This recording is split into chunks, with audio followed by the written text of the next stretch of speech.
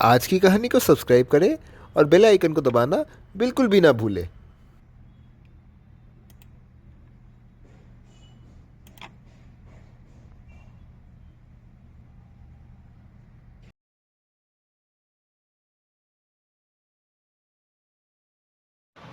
एक राजा के दो राजकुमारी थे।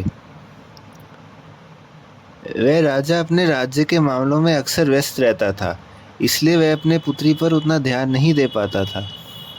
उन दो राजकुमारी की एक सौतेली माँ भी थी जो उन पर अधिक ध्यान नहीं देती थी। देहरा और नायला दोनों बहुत अकेले रहते थे और बाहर से निकलने की सोचते हैं।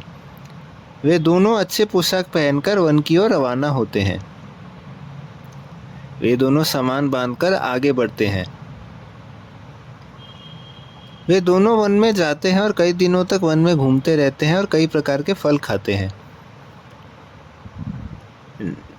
नैला वन में जाकर एक घर बनाने की सोचती है। वह पेड़ के पत्तों से घर बनाती है।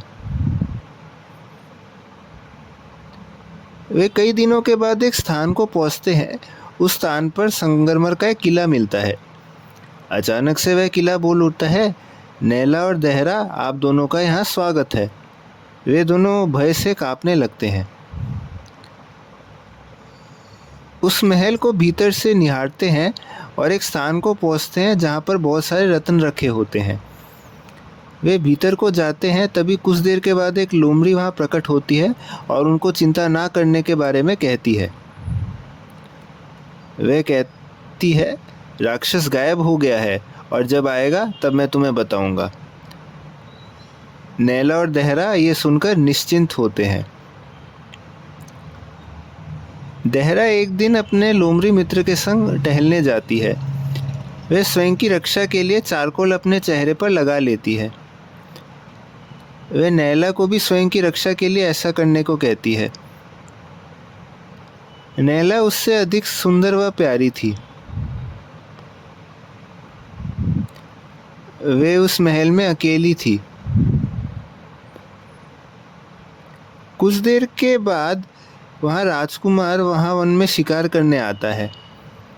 राजकुमार और उसके साथी बहुत प्यासे थे। वे सभी शिकार करते करते उस राक्षस संगमरमर महल के निकट पहुँचते हैं। वे नैला को वहाँ उस स्वरूप में देखता है। वे नैला से पानी की मांग करता है। वे पानी राजकुमार के निकट पेश करती है। तभी राजकुमार को एहसास होता है और वह पानी उसके चेहरे पर उड़ेल देता है। तभी नैला एक प्यारी व सुंदर राजकुमारी बन जाती है।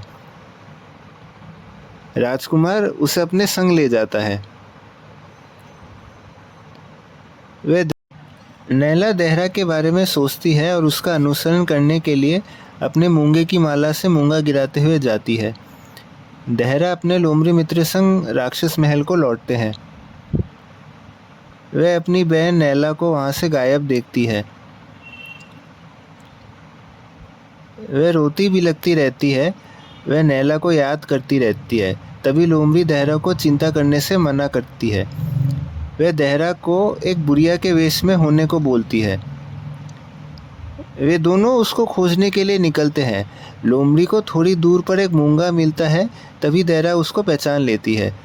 वे आगे बढ़ते रहते हैं और रत्न को खोजते जाते हैं। कई दिन बीतते हैं। वे आखिरी रत्न को तलाशते हैं। वे बहुत प्यासे और थके हुए थे।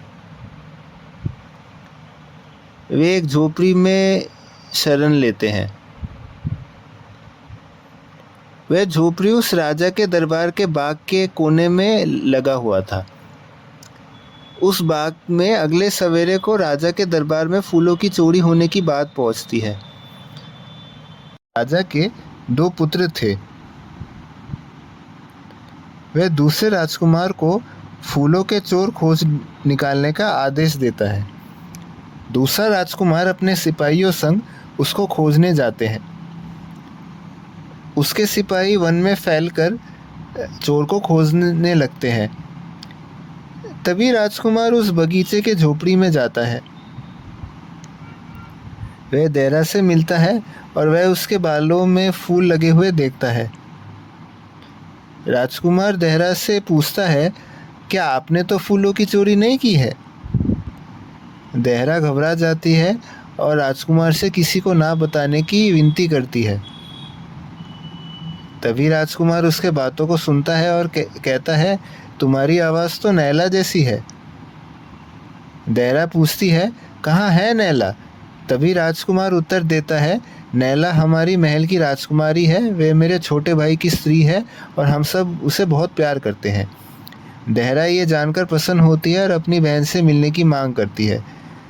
वह राजकुमार देहरा को देख प्रसन्न होता है और उसको अपने संग दरबार में ले जाता है।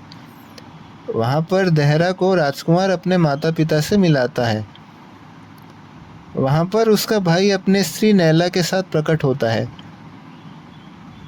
दिन बीतते हैं, देहरा को भी बड़ा राजकुमार अपनी स्त्री बनाता है।